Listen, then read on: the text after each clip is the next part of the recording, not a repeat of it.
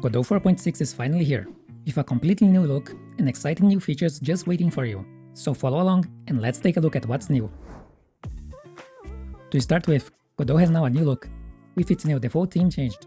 This focuses on a more professional and compact UI, to improve how you work inside the engine, but you can still keep the old look if you wish to.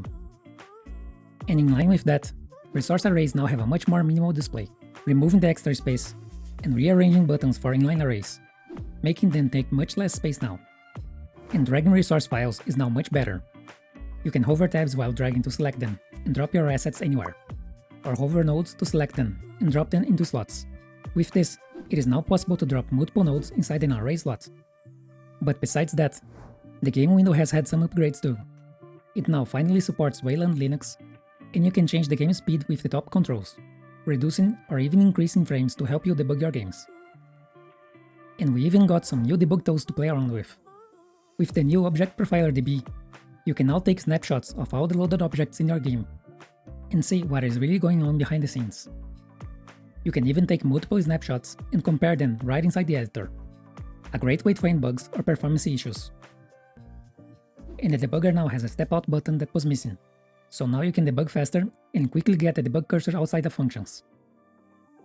But the look and feel of Godot is not all that's changed. New projects now have the default physics engine set to Jolt physics, meaning you'll likely see a great performance upgrade in physics, especially in 3D. And Windows projects will now default to use DirectX 12 as the device driver, with Vulkan as a fallback now. But that's not all. A big focus of this version is the resurgence of the IK framework for animations, which was missing since Godot 3. No more custom solutions needed. We now got not one, not two, but 4 different solutions for any of your IK needs. You can now procedurally animate hands and feet with the 2-bone IK, or animate chains with the fabric IK for some very cool effects. There are a lot of possibilities to make very interesting things with all of these new tools available. And not only IKs, but we also got a few other new nodes to modify animations too, including refactors and bug fixes for existing ones already. There are quite a few stability and performance improvements too. The glow effect has changed. It is now done before tone mapping, and it uses screen space by default, so you should see some immediate effect when enabling it, even without changing any values. The AJAX tone mapping now also has sliders for white and contrast to give you much more freedom. And screen space reflections has had quite an overhaul, with now much better graphics while keeping the same performance. And you can see just how much better it is here. Nodes now have an internal ID that they can fall back to. This prevents complex scenes to break when you rename or move nodes around, so you can now feel safer when refactoring big projects. And we finally have the much anticipated libgodot, which enables Godot to be used as a library instead of the whole engine. This allows tons of customizations for custom applications and embedded systems.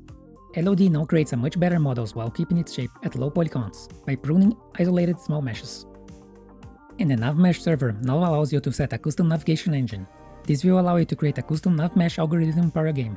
It does nothing by itself, but it allows plugins and future updates to add new navigation engines, much like the physics does. Godot now officially supports the external Tracy profiler with no modification needed, so you can now take a much more in-depth look at what's really going on inside your games. And as always, we got lots of editor and quality of life improvements. Now you don't have to worry about knowing which resources are unique anymore.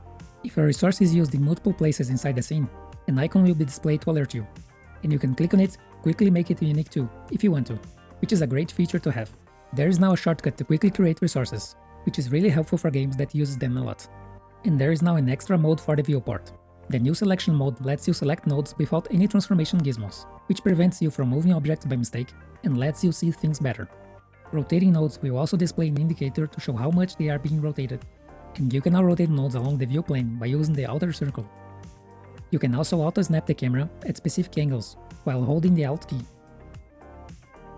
For the editor, the docs throughout Godot are much better and more responsive. You can now quickly drag them into other positions and even make any of them floating windows.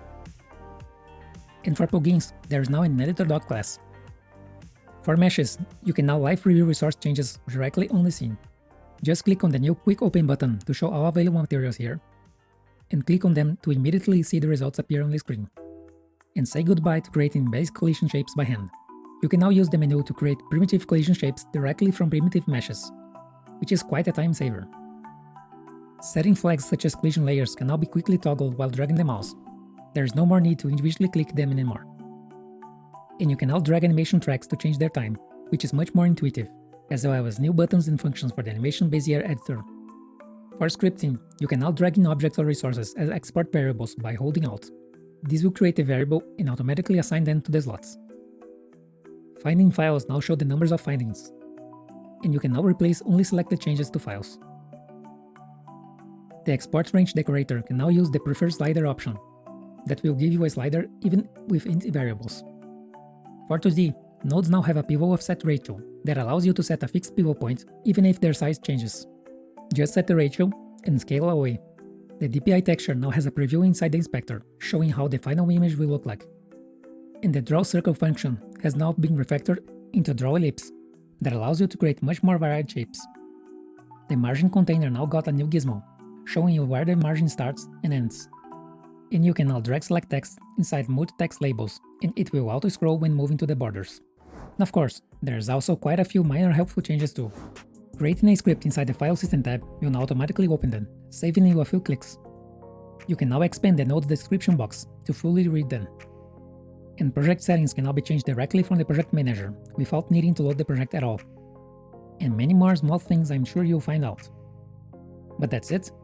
Godot continues to improve with each new version, with tons of new things, making it much more stable and fun to use. I hope you like this video, and until next time.